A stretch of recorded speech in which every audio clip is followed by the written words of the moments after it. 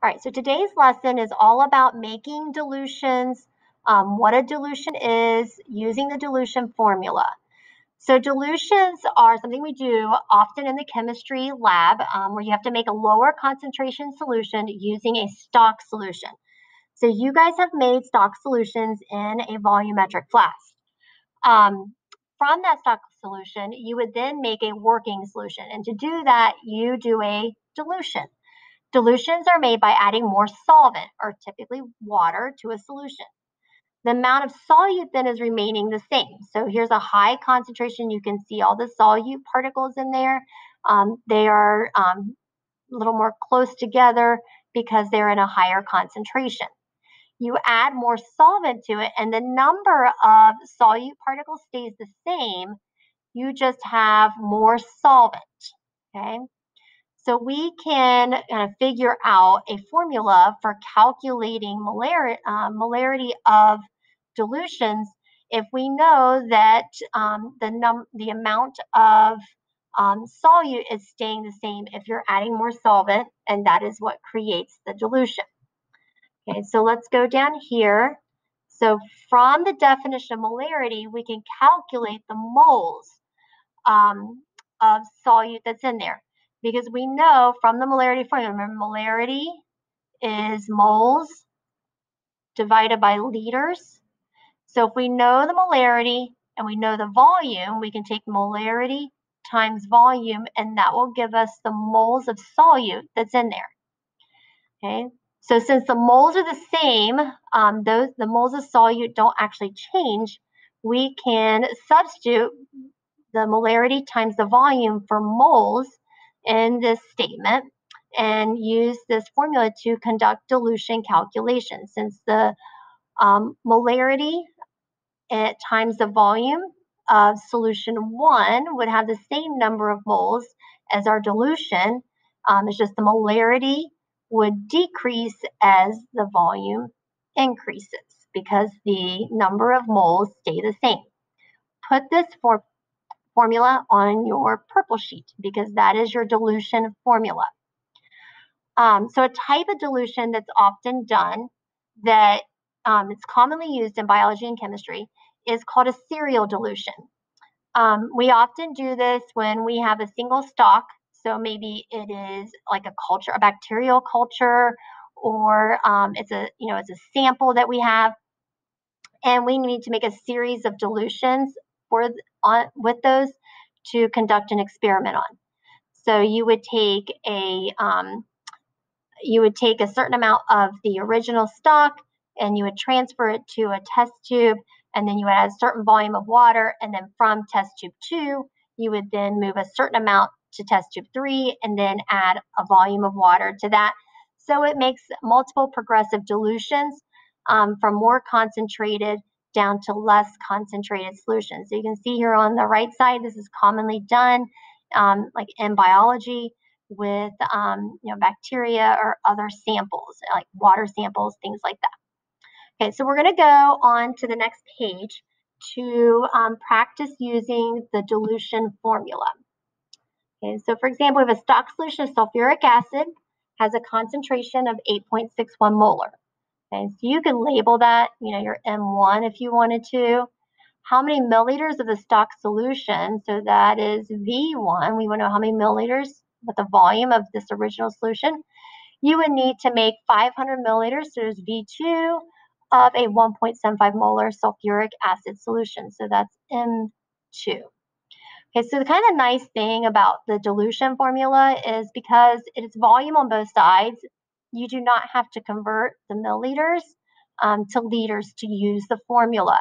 So I can take M1 8.61 times V1, that's my unknown, would then be equal to 500. Whoops, that would be V2. I switched those around. So you guys are with me. So that's V2. And then M2 is 1.75. Okay, so do your algebra, get your initial volume of the stock solution that you would need, and with 3 significant figures, you should calculate 102 milliliters that we would need to take out of the stock bottle, put into a volumetric flask, and then add water up to 500 milliliters. So you need a 500 milliliter volumetric flask to make this dilution. All right, so let's try number 2.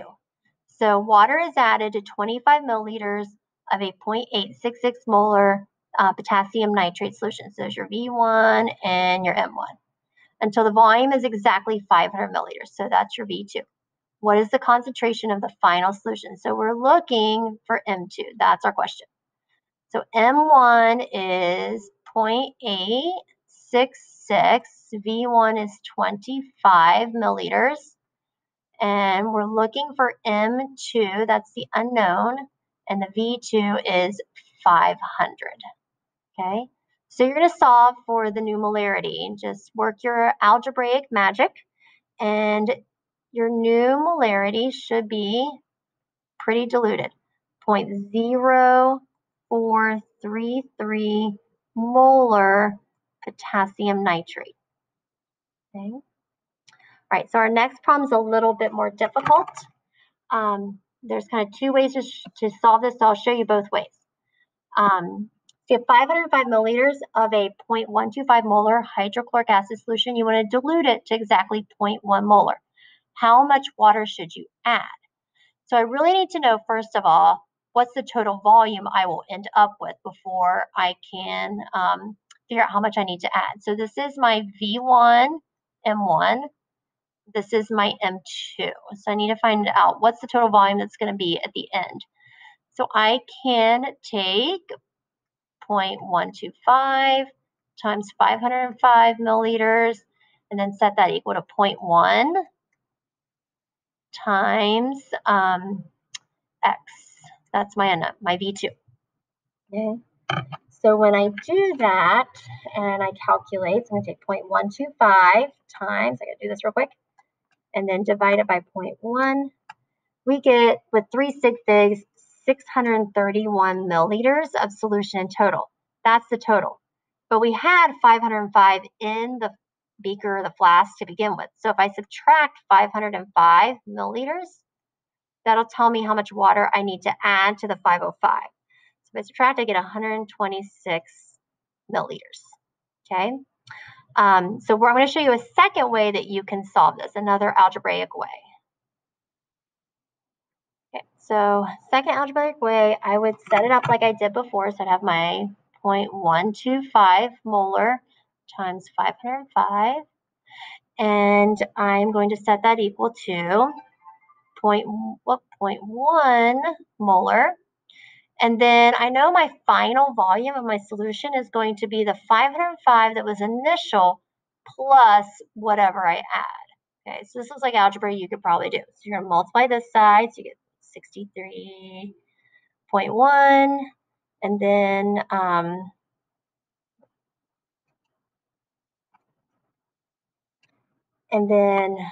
you go over here, and we're going to get 50.5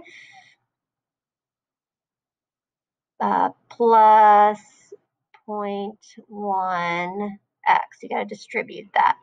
And then we're going to subtract minus 50.5, and we get 12.6 here. When we subtract is equal to 0.1x. Now divide by 0.1, and you're going to get the same exact, 0.1.